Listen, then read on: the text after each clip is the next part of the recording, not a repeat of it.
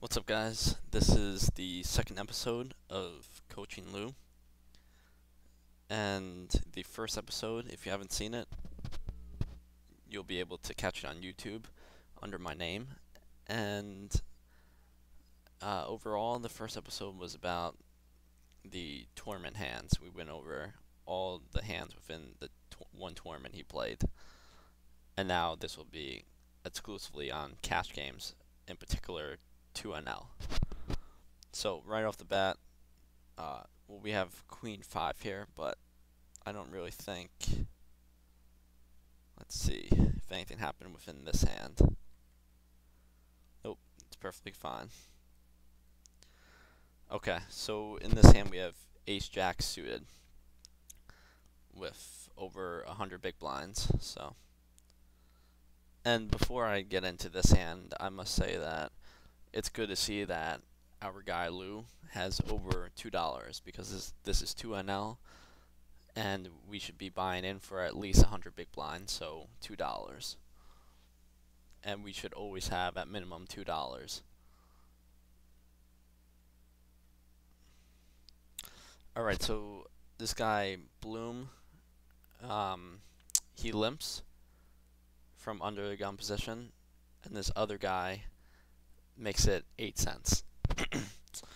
So without further stats on him and not knowing his tendencies, I would probably just flat here. You want to keep in his worst hands like ace 10, ace 9, all his aces. You just don't want to raise here. If you raise here, what are you going to do against? If we raise, it's a 3-bet. If, say, he re-raises us, that's a 4-bet. What are you going to do then? We shouldn't be 3-betting and folding. That's really bad. And as a general rule of thumb, if you 3-bet this type of hand, you should be stacking off if he 4-bets you, because that just means that if you can 3-bet this late, that means that he's a pretty bad player. And we do something kind of weird. We min 3-bet his isolation, which if we're going to raise here, it's going to be for value. And if we're going to get value out of ace jack suited, we might as well make it big. We might as well make it at least 30 cents. This really doesn't accomplish anything. It's kind of just blowing the pot. He's going to call wide range, still a wide range, but if he's going to call with that range, you might as well make it more. So you bloat the pot with the best hand while getting the most money in. And the big blind cold calls, and the original isolator calls as well. So we're going 3-way here into the flop. Let's see it. And it is 7-7-8.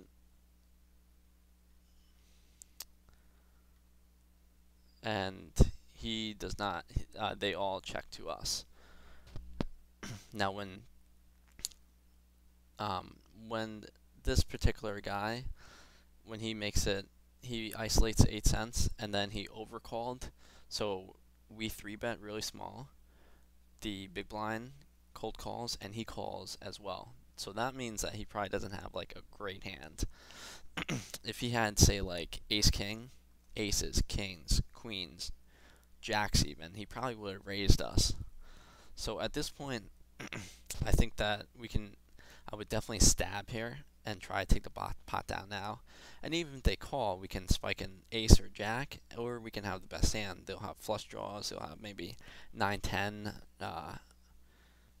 hands like that, maybe gut shots. They'll definitely have flush draws. They might be calling with ace and king high some of the time, but definitely stab. I would definitely bet at least half pot here.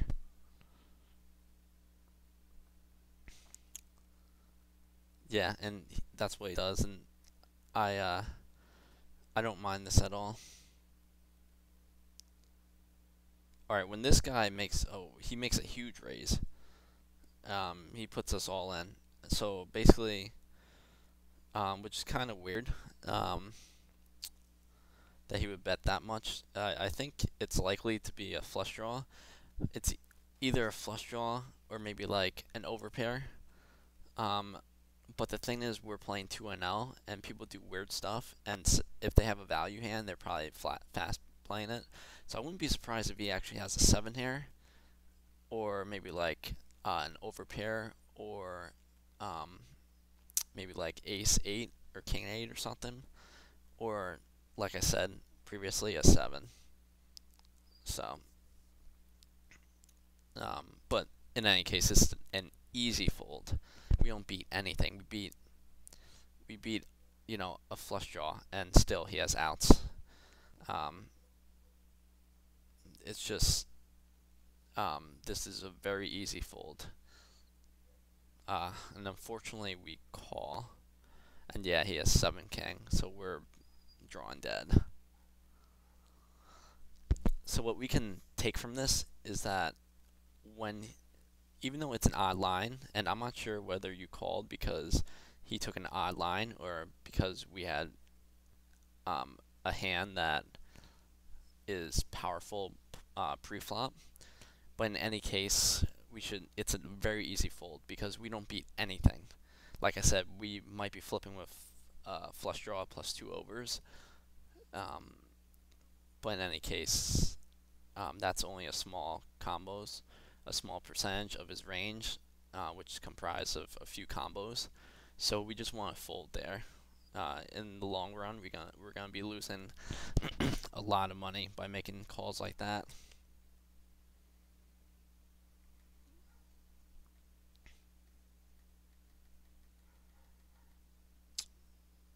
All right, we have ace 9, and we're looks like we just posted. Okay, when we post, first of all, we should wait for the big blind every time we join a table, so that we don't put in a big blind and waste it per se, because basically every time we just decide just to post and put a big blind out, we're getting dealt 2 random cards, and that's a really poor percentage of every time we put 2 cents out, which is a big blind, of getting dealt good cards. So in theory, when we're talking about EV situations, that would be a minus EV play, just posting a big blind without knowing our cards. Or let me rephrase that. Posting when we have the choice of waiting for the big blind, which we have to post anyway, or not. So definitely wait. And since we did post and we have ace 9, which is a pretty good hand, we should definitely be raising. I'll raise 8 cents here easily. We'll have the best hand a good portion of the time, and it's not even a full table. It's only 5 people here. We flop top pair, middle kicker. And Freaky Stacks decides to stab. I think that we can either call or raise. I think in this particular situation, I think generally when he just checks in the big blind and he leads out, by raising, we're kind of targeting a small range. Like, I think he will have flush draw or air here a lot, like 2 random cards. So I think I like just calling, and that's what we do, which is perfectly fine. Then at this point, I think I either like calling or raising really small and folding to a 3-bet. Say if we raise small here, it's to basically target the flush draws and other ace and a low kicker. But if he raises us, he's likely to have a 2. And he wouldn't raise with a flush draw because that would just be ridiculous. So if we raise here, we're gonna make it at least at least 30 cents probably. So and we're not raising for information either, because as a general rule, I don't like to raise for information, because overall, it just doesn't make sense to make that type of play. If we're raising, it's for value. So if we do raise here, it is for value because he has a lot of worse ace X in his range. And he'll have some flush draws too. Excuse me. So not only that, flush draws and other ace X's, he might have twos, which he will raise. He will 3-bet us, which means we raise his 10 cents, and then if he re-raises us, that's a 3-bet. So at that point, we would fold. And we just call, which is perfectly fine. In that particular spot, I kind of like raising, because I think he does have a lot worse 8. He has some flush draws and some other weak aces in his range, which he won't fold. Unless there's a kind of dynamic that I'm not aware about, then I wouldn't raise there. And river doesn't really change too much.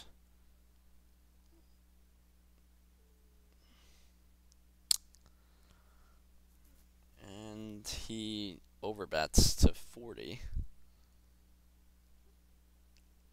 which is kind of weird. It almost makes it seem like he had like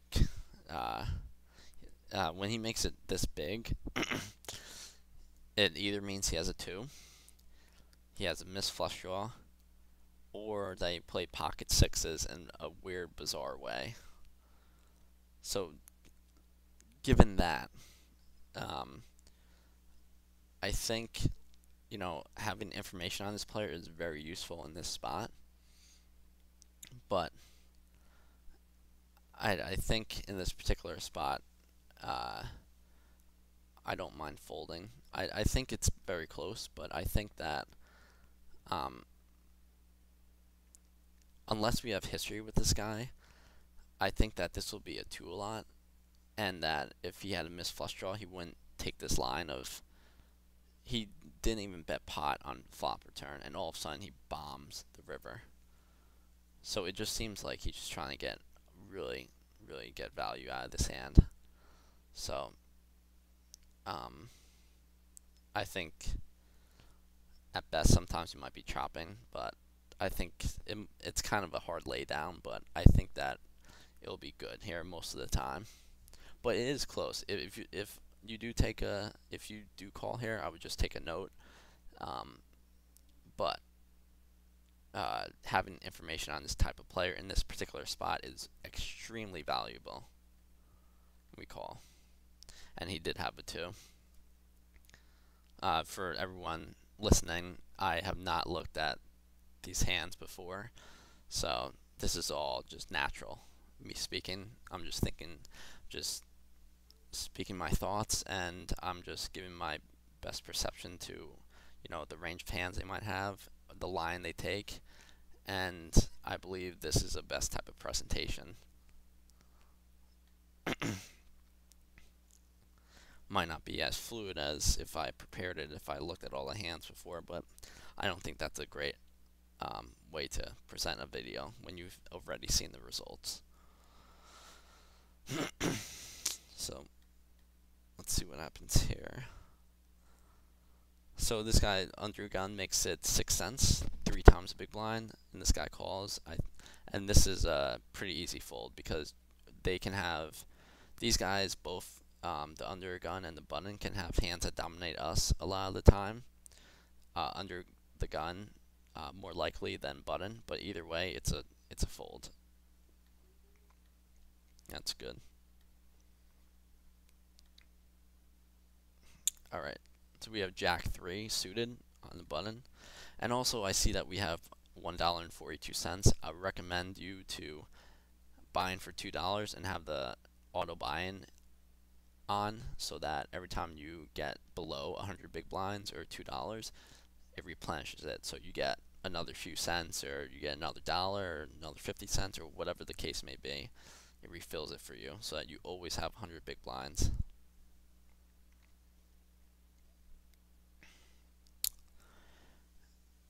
These guys all have kind of relatively small stacks. I would only isolate here. I think your isolation is okay. I would probably make it 8 or 10 or something, but it really doesn't make a big deal. At least you did over 3 big blinds. But I would only isolate this type of hand against these guys if uh, this guy in under a gun, if he has if you do have stats on him and he has a low, if he has a high fold to c-bet stat, but is generally loose. So if he kind of limp calls a lot but he gives up on a lot of flops, then this is fine. It'll be a profitable play. Otherwise, if he doesn't give up on a lot of flops, I would probably just fold this pre-flop. And he does call. And he did a limp call, and on this type of board, I think you'll hit his range a decent amount of the time. Like, he's gonna have a lot of pair plus gut shots, hands like that, like 7-6, 5-6, 9-8, 9-7, 5-7. He'll have some pocket pairs some of the time. He'll have single pairs like 9-king. You know, queen 7, hands like that, you know, like a big and low card a lot of the time. So I think this hand, this flop, is one that I would probably just check back. And if we do bet, I want to make it big, because if we do bet, I will have intentions of bluffing on later streets, because this is a type of board that hits his range a lot. So therefore he'll be calling a lot, and this will be a minus EV play unless we plan a bluff, which means we're likely to bluff on cards that are higher than a 9. Try get him off a hand that is likely, if the run out is good, if the turn and river are good cards, we'll be able to bluff him successfully. Other than that, if we just c-bet here, continuation bet, and then give up, we'll be losing money in the long run, in my personal opinion. So we call. So he's going to have a lot of different hands. And on this card, I would definitely just bluff at it. I would just make it at least 25 cents. Make it 8. See, when you make it 8, it really accomplishes nothing, because even he's calling even if he has ace high.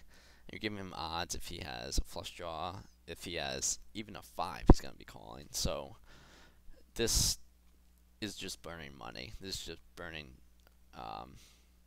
4 big blinds every time you do this in this particular situation.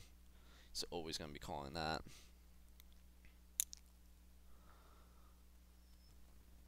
And as played, I mean, it's going to be hard to get him off a 9 or a 5 at this point. I mean, 5, you can get him off a 5 probably, but I just think, and since the 7 paired, our targeted range for him is kind of slim. It's basically just 5 and like pocket 6s and pocket 8s. So I would probably just check back here. And he wins with queen high. But if we bet big on the turn, we might have been able to shove the river, depending on the card, and we probably would have taken that pot. But it's things like that that you always have to go in with a plan. Like on the flop, you see the type of board it is, and depending on the type of player too. I don't have his stats down, but he kind of seems like someone that when he limp calls, he'll hit this flop a decent amount of time, but he should fold with further aggression depending on the card. And the king is a good card because it's an overcard. So I think it's likely if we make a big bet on the turn, he'll fold some of the time.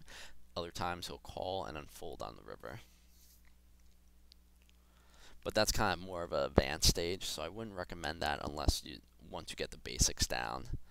But yeah, it's a spot where you should just go with the passive way and just check back in this flop, this type of flop.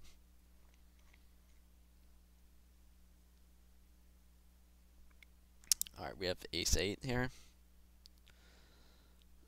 And like I said previously, like you should get into the habit of not limping.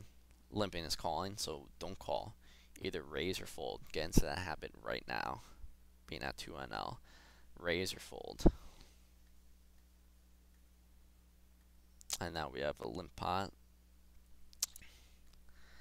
Yeah, this is a flop that they didn't lead out, but still, I would just still check back because they will be calling with such a wide range here.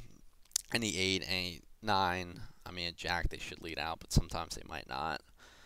Any 10 they're calling with. 7 they probably will. Queen they will. So like any type of gut shot or open ender they'll call with, plus any 8, 9 or jack. It's like so many cards that they're gonna be calling with. So I like to check back. And then the 10 comes and I don't do anything. If I don't mind stabbing here because I think you'll take the pot down such a high percentage of the time. And now we just have to fold. Yeah. When he bets this river, the flush completes. I know that he checked the flop and turn, but when he bets the river, you really don't beat. You only beat a bluff. And I don't think that this is the type of board that he'll be bluffing on. I think he'll have like 7x here a decent amount of time for a low straight, or maybe like 10-5 or something. You know, a hand like that, or even like the flush that got there. Who knows? But in any case, we're always dead here. We're always dead here. Very small percentage of the time we'll be good here. So if you think about the hands that we actually beat, what do we beat? We have ace-8, so we beat any card that's an 8, or if he value bets a 5 at this point, we beat. And we beat bluffs. So given that, do you really think he's betting an 8, a 9, or a 10 on this river? No, because there's a 4 straight basically here. If someone has a 9, someone has a queen. Did I say a 9? If anyone has a 7, if anyone has a queen, they automatically have a straight. And the flush got there as well. So, a lot of cards that we're afraid of. And let me just go back to that. Pretty sure it showed that he had a straight.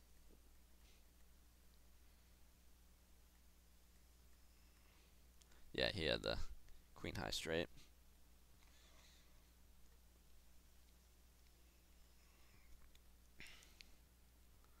Alright, let's see what happens here. We're in the small blind with ace queen suited. And it gets folded around to us. So, depending on the person, I would either make it 6 cents or 8 cents, the difference of 3 or 4 big blinds. I generally just make it 4 big blinds because they call with such a wide range anyway. What you don't want to do is you don't want to limp, because he's going to be checking back such a high percentage of the time, and we're letting him get a free flop for any 2 random cards he has. And then if he raises here, what we're going to do, re-raise him, it doesn't really put us in a good position. And he checks. And we do flop top pair, top kicker on a mono board. Mono board just means any of the same, all cards are the same suit. This is a really drawy board. I would probably, honestly, this would be a spot where I just make it 4 cents, pot it, or just overbet it, make it like 8 or 12 or something. Just because he'll be calling with like so many clubs. He'll call with a 9, he'll call with any queen, he'll call with 7 plus a club. He'll call, say if he has like pocket 8s with a 8 club, he'll call. If he has like a gut shot, like I don't know, maybe like 8 jack or something, I'm not really sure. He'll be calling. And we check, which doesn't make much sense because it's not like this guy in the big blind, he raised us pre-flop and we're letting him bet because he c-bets a lot or something like that. So we just want to bet big here, and we don't want to let him bet, because if we let him bet, he's going to be betting with. This is a board where people really shouldn't be bluffing at, and I don't think that they would bluff that much. So if he bets, he is betting with a wide range, but at the same time, he's not going to be bluffing that much either. So that means that his the range that he stabs with is going to be very limited on this board. And he checks back. We definitely, like I said before, we should just bomb it, make it really big. Definitely more than 2 cents. Definitely more than a big blind.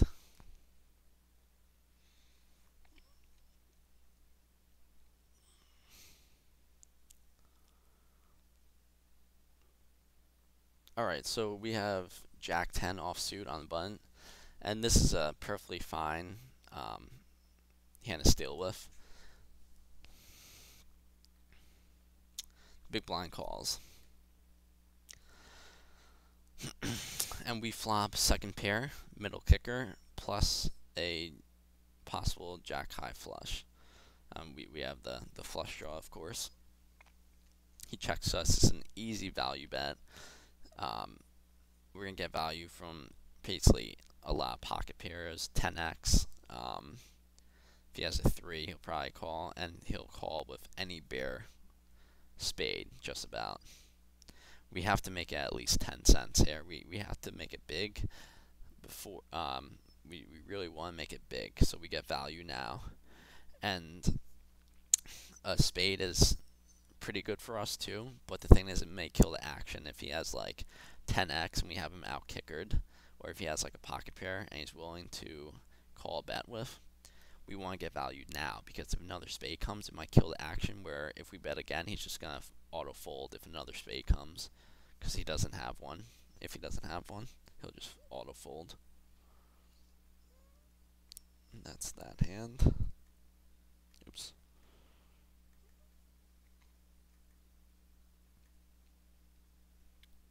Alright, and we have pocket 4s. The cutoff. Okay, and we get 3-bet. He makes it, if I can read it correctly, he makes it 18 cents, which is a standard 3x as a 3-bet. And we should only be calling if he 3-bets light. If he 3-bets with a lot of hands and he's very aggressive, so that when we flop a set, if a 4 comes on the board, we know we'll be able to check it to him and he'll bet almost every time, so that we get value out of our 4s. Otherwise, it becomes a minus EV play, and we should just fold, because when he 3-bets, usually people have a standard range of like ace king, ace queen, pocket jacks, pocket queens, pocket kings, pocket aces. So against that range, we're not doing very well at all. We're going to be dominated most of the time.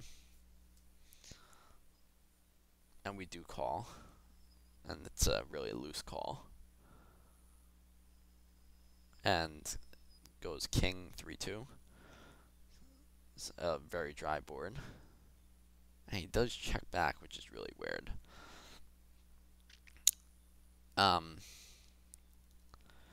It is possible that he has like a mid-pocket pair, but I still think that if he's betting for value here, he should still be betting when it comes king XX, all blanks basically, with a pocket pair, because he'll be getting called with worse. So I probably, on this turn card, when another king comes, I would probably just bet out and try to protect my hand, because I think we're likely to have the best hand, because he would usually bet with anything better unless he has like ace king or pocket kings, and he just is afraid to bet because he's thinking, what can we have if he has 3 of the kings, if he has 2 of the kings and there's a king on the board. When the second king comes, he has pocket kings like never, so he might have been checking with ace king or something, or king queen, and just wants to get value. He wants to get us a bluff or something. So I think when we bet the turn, he usually turns his hand face up, meaning if we bet and he raises, obviously he has a king, and any other action, like he shows what his hand is, whether it's folding or raising. And he checks back, and we do have showdown value. Um, so we can either do one or two things. We can either check to induce to hopefully he might bet with like ace high or something, or queen high, or whatever the case may be. So we can either check to induce, or we can bet really, really small to hopefully he'll call, like hero call with like ace high or something.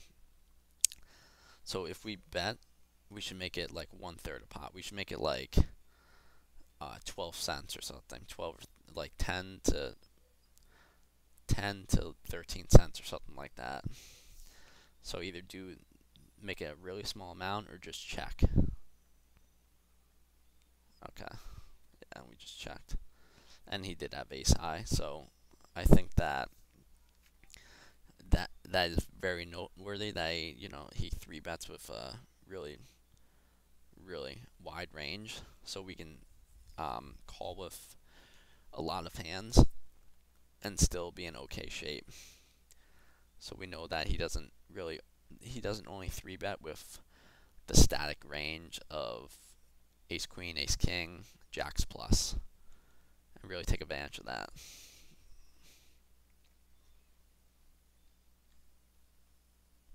Got time for a few more, and we'll call it after that.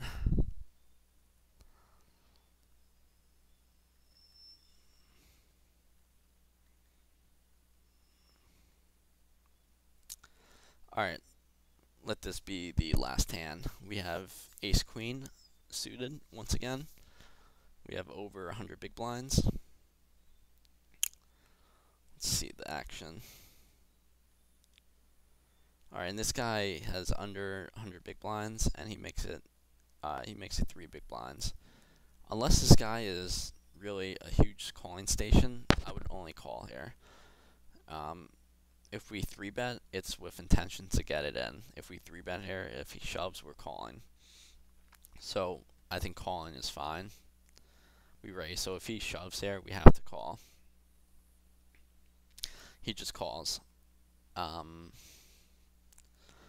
So being that he has a low stack, he has under 100 big blinds, I think that he's going to be calling with a pretty wide range.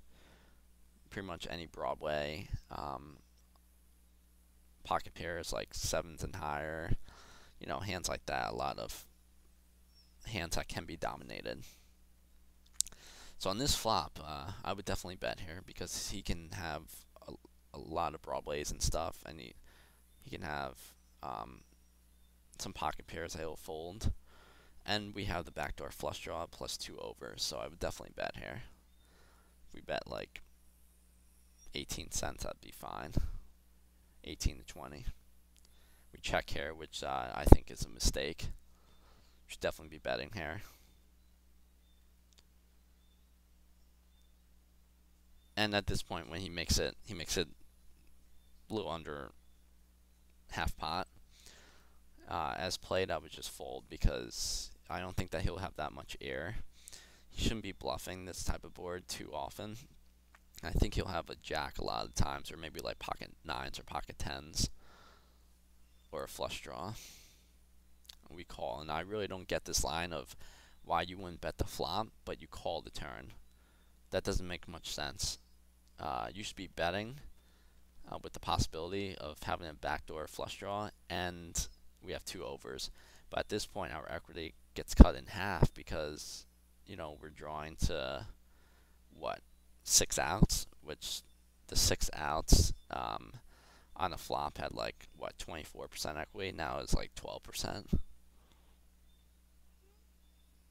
And nothing. This card would be better for his range.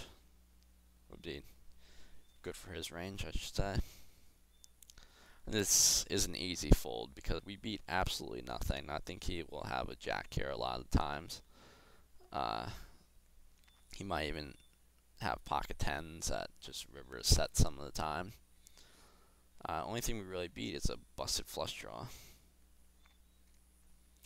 Yeah, and we really don't beat anything here. We should definitely be folding. Yeah, and he did have a jack. So with that hand, it'll conclude the second episode. Um, as a side note, I must say that um, after looking at these hands, you should really make it a habit of either raise or fold pre-flop. Just it's just something to help you get used to the basics, and I think that it will help you out. And it seems that you're continuation betting on bad boards that hit the villain's range a lot of the times, and boards that you should be c-betting or continuation betting on, you're not, like in this particular board. So those are some things that you should really keep in mind, and just keep working at it, and everything will improve. Your win rate will improve. You'll learn the basics, and you'll go on from there. Just remember, try and make the most optimal plays as possible. Just really think about your decisions, and things will go well. Alright, this is Russ, signing off. Good luck, guys.